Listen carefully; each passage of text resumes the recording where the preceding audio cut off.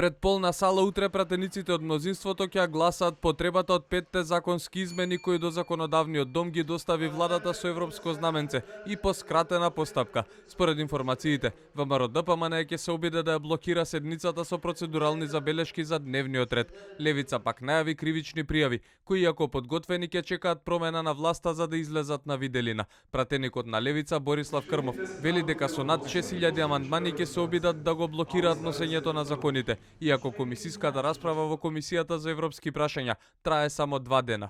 Намешто се испочитува деловникот да добиеме 10 работни дена, председател си го дополнува дневниот ред на утрешната седница и ги додава по само ден-два работни дена. Значи, буквално е тука како на пазар.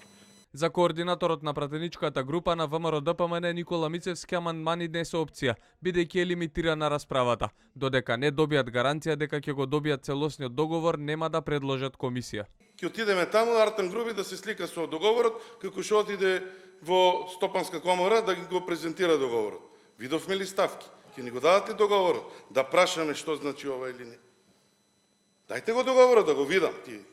По вице-премиерот за европски прашања Маричич денеска и пратеникот Мартин Кустовски призна дека ова е обид да се заобиколи опозицијската блокада, иако претходно тврдеа дека знамето на Европската унија стои поради тоа што коридорите се впишани како европски. Преку разговор, преку објаснување, додатно елаборирање зошто го правиме вака, се надевам и сум сигурен впрочем дека Европската унија ќе има разбирање.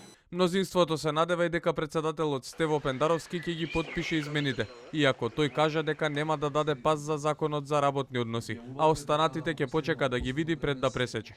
И додека се чека гласањето за измените, владата си подготвува манифестација на 12 мај за отпочнување на работата на делницата Прилеп Битола. Неизвестно е дали ќе има багери или пак повторно свечено ќе се отвори само табла.